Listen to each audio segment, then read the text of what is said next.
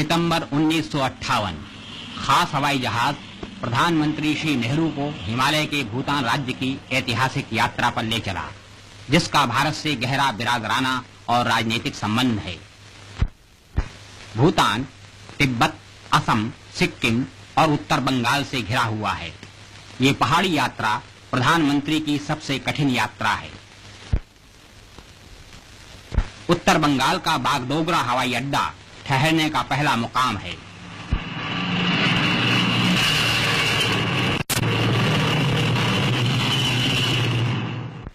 यहाँ बड़े बड़े अधिकारियों ने श्री नेहरू और उनके दल का स्वागत किया। प्रधानमंत्री के साथ हैं उनकी सुपुत्री श्रीमती इंदिरा गांधी।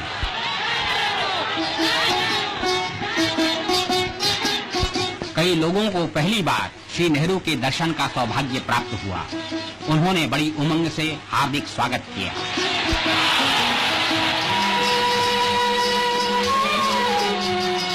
इन बालिकाओं ने फूल भरा स्वागत किया और श्री नेहरू ने भी। इन इलाकों के लिए उनकी यात्रा बड़ी महत्वपूर्ण थी।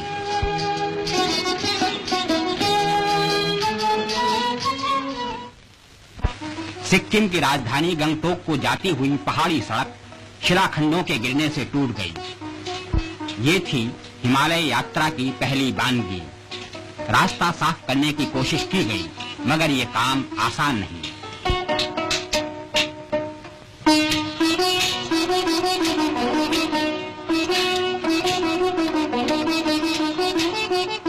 श्री नेहरू ने पैदल अपने दल के साथ ये रुकावट पार की। देर तो हुई, मगर दूसरी तरफ गंगटोक ले जाने वाली सवारी इंतजार कर रही है। सिक्किम भारत सीमा पर रंगपो में प्रधानमंत्री का भव्य स्वागत हुआ।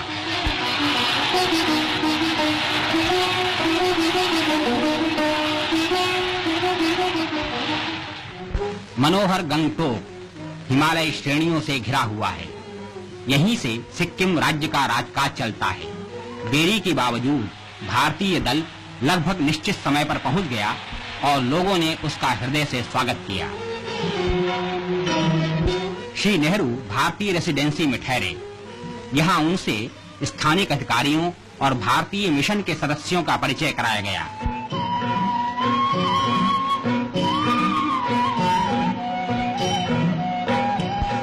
सिक्किम के महाराजा और प्रधानमंत्री की मुलाकात हुई। परंपरागत रेशमी दुपट्टों का आदान प्रदान हुआ। दोनों देशों से वास्ता रखने वाली बातों पर विचार हुआ। दोनों राज्यों का आपस में खास संबंध है। भारत सिक्किम की प्रतिरक्षा, विदेशी मामलों और संचार साधनों की देखभाल करता है।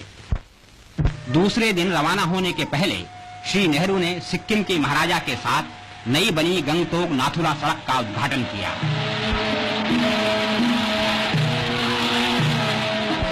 फीता कटा और 35 मील लंबा रास्ता खुला। जिस रास्ते खच्चर आते जाते थे, उसे भारतीय सेना के इंजीनियरों ने 14,000 फीट ऊंचे नाथुला दर्रे से जोड़ने वाली चौड़ी सड़क में बदल दिया। और अब श्री नेहरू और उनका दल इस नई सड़क पर आगे बढ़ा, जिसे बनने में 3 साल लगे। ये लोग तिब्बती सीमा की ओर चले। दक्षिण की ओर पठार का निकला हुआ एक सकरा हिस्सा भूटान के रास्ते में पड़ता है।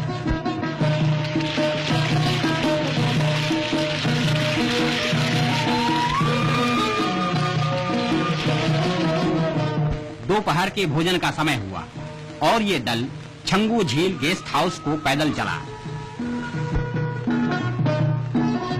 गेस्ट हाउस के नजदीक है सुंदर झील, जहां श्रीनगर की मछलियां 0 से नीचे तापमान में भी जिंदा रहती हैं। प्रधानमंत्री अपने दलबल के साथ तफरीह का मजा ले रहे हैं। राजकाज से उन्हें कुछ फुर्सत जो मिली है।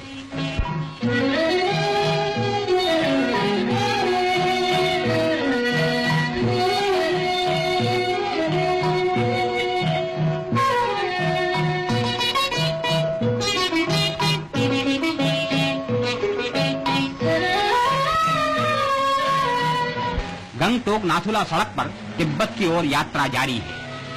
कुछ समय पहले इस तिजारती रास्ते पर आने जाने का साधन था सिर्फ खच्चर। कई लोग पैदल आते जाते थे। अब इन भयानक पहाड़ों पर काबू पाया जा रहा है।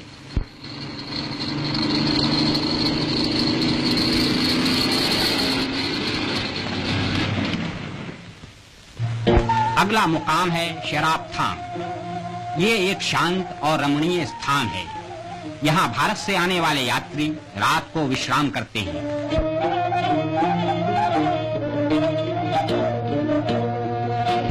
सड़क के सबसे ऊंचे स्थान नाथुला दर्रे को पार कर श्री नेहरू तिब्बती सीमा में आए।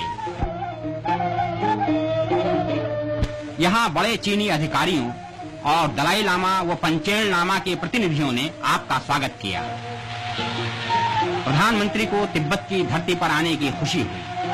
तिब्बत और भारत अटूट सांस्कृतिक और धार्मिक कड़ियों से जुड़े हुए हैं। जल्द ही श्री नेहरू चीनी सेना द्वारा दिए गए विशेष गार्ड ऑफ ऑनर का निरीक्षण करने गए।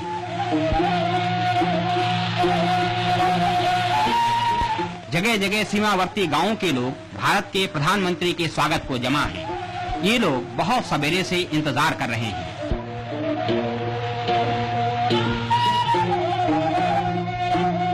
अब खच्चर पर यातुंग को। ये दृश्य उस जमाने की याद दिलाता है जब देश देश के कारवां खतरनाक पहाड़ी दर्रों से गुजरा करते थे। रखवाली के लिए चीनी सेना के दस्ते प्रधानमंत्री के दल के साथ हैं।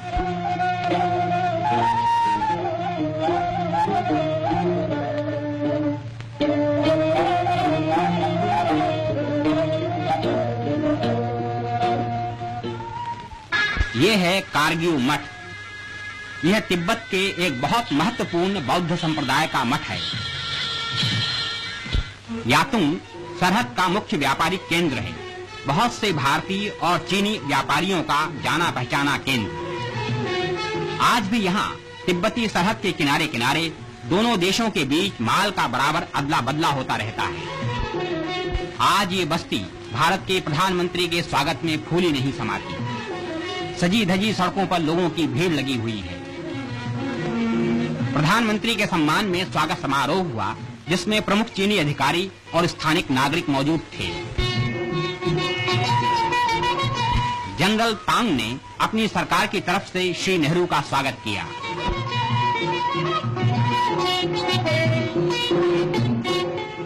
श्री नेहरू ने मेहमानवाजी और ठहरने का इंतजाम करने के लिए मेजबानों का शुक्रिया अदा किया। जिस घाटी में यातुंग है, उसकी जीवन धारा है तेज बहने वाली ओमू नदी, जो पहाड़ी बर्फ से परवरिश पाती है और काफी बड़े पैमाने पर खेती करने का मौका देती है।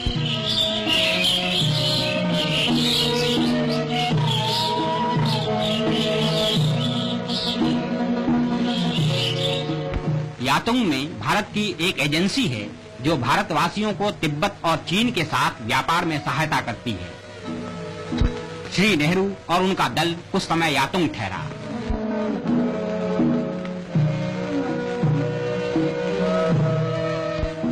यहाँ इन लोगों ने एक अस्पताल देखा जो खासकर भारतीय मरीजों की देखभाल के लिए बनाया गया है। ये अस्पताल भारत की आर्थिक सहायता से बना है। यातुंग में हमारी व्यापार एजेंसी इसके प्रशासन की देखभाल करती है। यातुंग से 6 मील दूर रिंचिंगंग में भूटान यात्रा के लिए पूरी तैयारी है। मजबूत खच्चर भारतीय दल को पहाड़ी दर्रों के पार ले जाएंगे।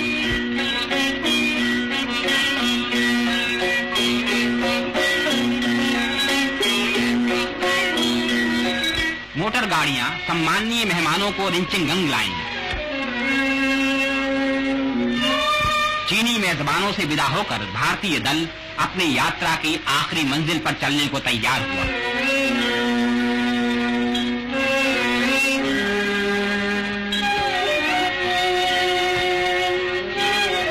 कारवां आगे बढ़ा। ये खच्चर बिल्कुल खड़ा रास्ता भी पार कर सकते हैं। अब ये 12,000 फुट की ऊंचाई पर है। कहीं कहीं रास्ता मुश्किल से 4 फुट चौड़ा है।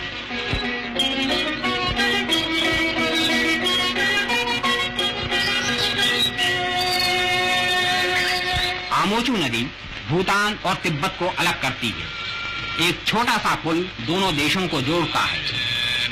भारत छोड़ने के 4 दिनों बाद श्री नेहरू को भूटानी ढंग का स्वागत प्राप्त हुआ, सौभाग्य सूचक अग्नियों के साथ। भूटान के प्रधानमंत्री ने श्री नेहरू और श्रीमती इंदिरा गांधी से दुपट्टों का आदान प्रदान किया। प्रमुख व्यक्तियों का श्री नेहरू से परिचय कराया गया।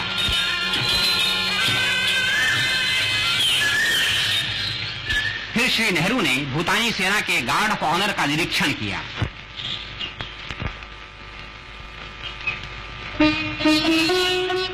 चारीगोंग में शानदार दावत दी गई। अब भोजन और आराम करने का समय है। अभी तो भूटान की राजधानी पारो कई मील दूर है।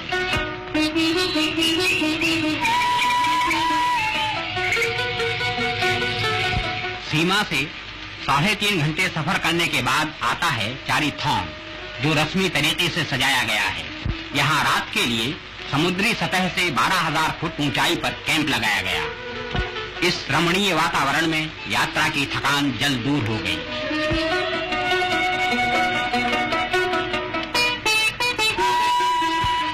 सामान उतारा गया। खच्चरों को भी आराम करना है। कितना अच्छा लगता है चौरस जमीन पर टहलना और अपने पांव पसारना। और हाँ, खच्चर भी यही चाहते हैं।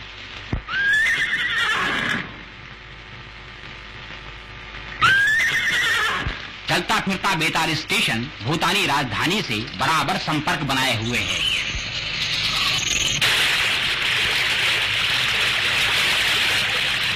अगले दिन भारतीय दल भव्य और सुंदर दृश्यों से होकर गुजरा। यात्रा की ये मंजिल है भी सबसे कड़ी। इन्हें खच्चरों की पीठ पर पूरे 9.5 घंटे भूटान के ठेठ पश्चिमी जिले हा से होकर सफर करना है। सफर कड़ा है पर हौसला बड़ा है।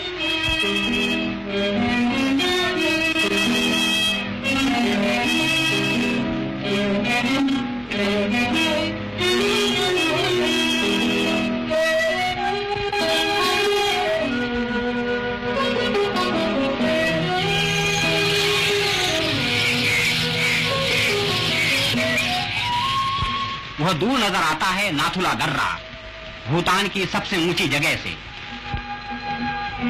और अब सीधा उतार। अब सवारी बदली। पारो से बाकी यात्रा के लिए याक भेजे गए हैं। याक ऐसे रास्तों पर टट्टू से ज्यादा सधे कदम रखते हैं। कुछ भी हो, भारत के प्रधानमंत्री हिम्मत हारना सीखे ही नहीं।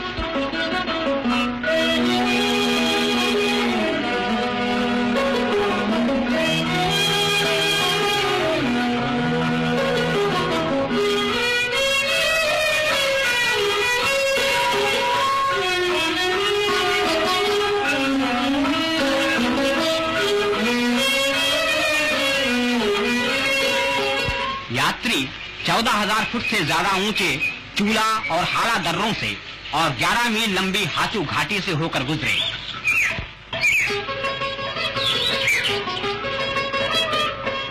हाला झील पर यात्री जलपान के लिए थोड़ी देर रुके, लेकिन यहाँ भी खबर फैल गई। न जाने कहां से भूटानी बच्चे चाचा नेहरू के स्वागत को घेर आए।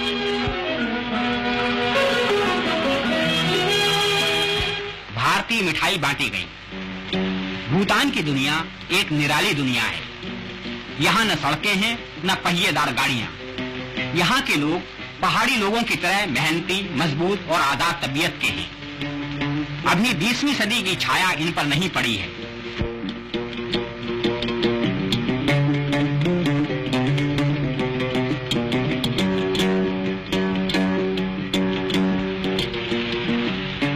साढ़े 9 घंटे बाद आया हाजोंग, हाचू घाटी के अंतिम सिरे पर।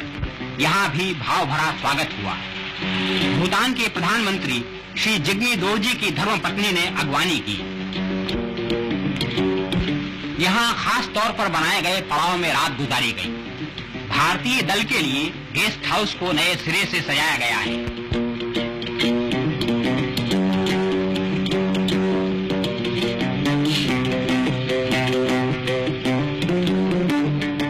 सजावट सदियों से चली आई अछूती परिपाटी के अनुसार की गई है।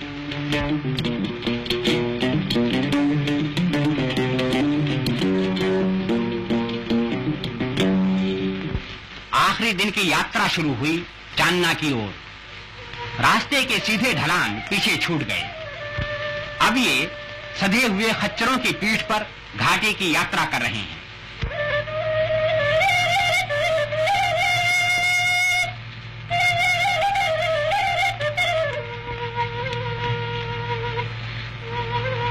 ये लोग कमर सीधी करने के लिए जरा रुके।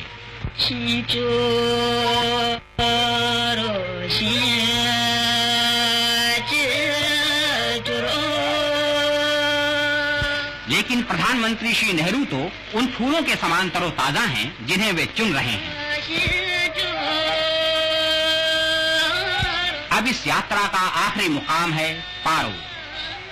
हिमालय श्रेणियों से गुजरता हुआ ये सफर बहुत शानदार रहा। नए नए नजारे और नई नई बातों की जानकारी। कोहरा छटा और दूर की घाटी में पारो नजर आया। अब थोड़ी दूर और चलना है। अब सफर आहिस्ता आहिस्ता जारी है, क्योंकि ये लोग वक्त पर मंजिल पर पहुंचने वाले हैं। श्री नेहरू के सम्मान में चांदना खूबसूरती से सजाया गया है। स्वागत के लिए जगह जगह मेहराबें खड़ी की गई हैं।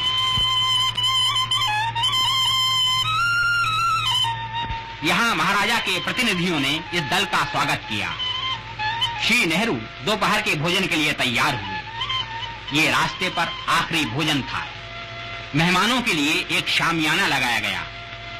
अब ये रस्म के मुताबिक पारो में प्रवेश करेंगे।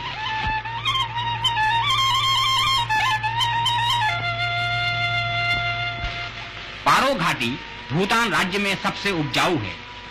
चावल यहाँ का मुख्य भोजन है।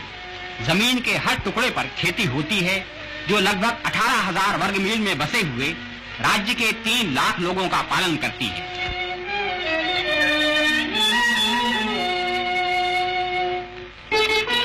पहाड़ियों के बाजुओं पर मकान खड़े हुए हैं। ये मकान मजबूत हैं और उनकी छतों पर पत्थर रखे हुए हैं जो उन्हें आंधियों से बचाते हैं। यहाँ के खुले बाजार मार्ट्स कहलाते हैं।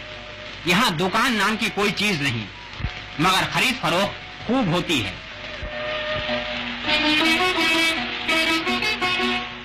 जगह जगह पवित्र स्तूप हैं जो चोरटन कहलाते हैं। ये चोरटन भूटानियों के बौद्ध मत के प्रतीक हैं।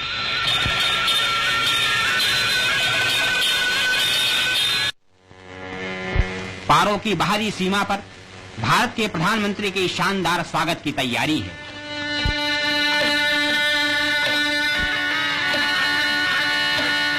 भूटानी योद्धा युद्ध की प्राचीन वेशभूषा में खड़े हैं।